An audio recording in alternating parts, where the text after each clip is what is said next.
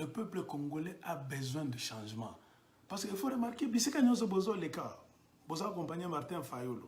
Peuple zoloba, bo pesa biso moyen to bengana bangona. Pourquoi? Bah, peuple congolais baebi que pays est occupé. Situation particulière dans l'élection, donc que ce n'est pas un problème entre Congolais, non.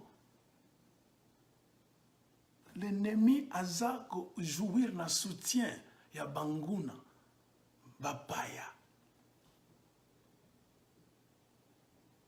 Et ça secrété ba Congolais belé bayebité que jusqu'à présent Rwanda na Ouganda bazako sponsorisé Félix na Kabila. Avant-hier, il y a eu un général de l'armée rwandaise qui est venu au Congo. Il est venu faire quoi? Ce général là-bas, c'est pas son nom, c'est qui? Il y a un général là, j'ai même pris son nom. Patrick Nyamvumba, le général rwandais, le général d'armée rwandais, Patrick Nyamvumba. Il est venu avec quel message? Nous sommes venus féliciter Félix Tshisekedi pour lui dire que nous devons travailler ensemble. Nos armées, c'est-à-dire l'armée du Congo et l'armée rwandaise, doivent travailler ensemble pour nous sécuriser mutuellement. Tu vois? Se sécuriser mutuellement.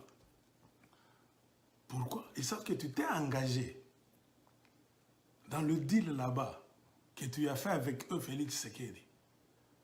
C'est-à-dire, les Rwandais doivent être maîtres de la partie Est. Tu es président, mais il y a toujours des massacres dans l'Est du Congo. On tue chaque fois. J'ai commencé par Ebola. Même l'Ebola là-bas, c'est devenu un business. On continue à tuer au Congo. Et l'armée congolaise, c'est une armée forte. L'armée congolaise est plus forte que l'armée rwandaise. Checkez même, si vous avez les résultats là-bas, les dispositifs, il y a un site là-bas qui classe la force des armées du monde. Entre www.Global Firepower, Global Fire. Remarquez le résultat de cette année, 2019. Military Strength Ranking. C'est-à-dire, on a rangé donc, les armées de certains pays du monde.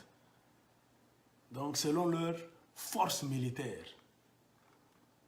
Le premier, c'est les États-Unis d'Amérique.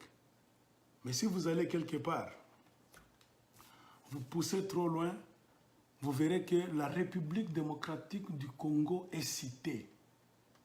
La République démocratique du Congo occupe la 72e place, 72e place, rang mondial. C'est-à-dire dans le monde d'aujourd'hui, la force militaire, quand on parle de la force militaire, la République démocratique du Congo, son armée, même si Kabila est en train de ne pas les payer très bien, l'armée congolaise de Kabila occupe la 72e place.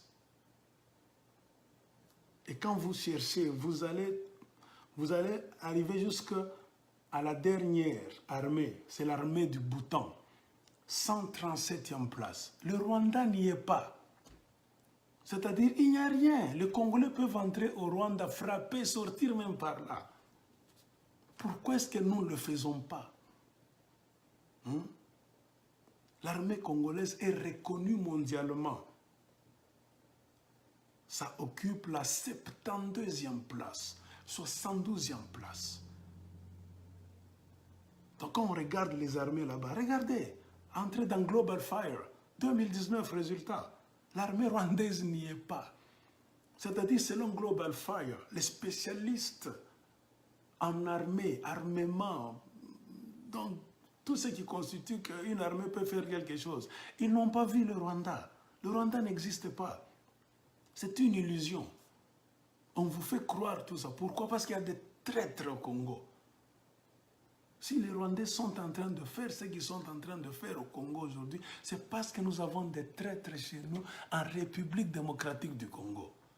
Et c'est ces gens-là que nous devons combattre.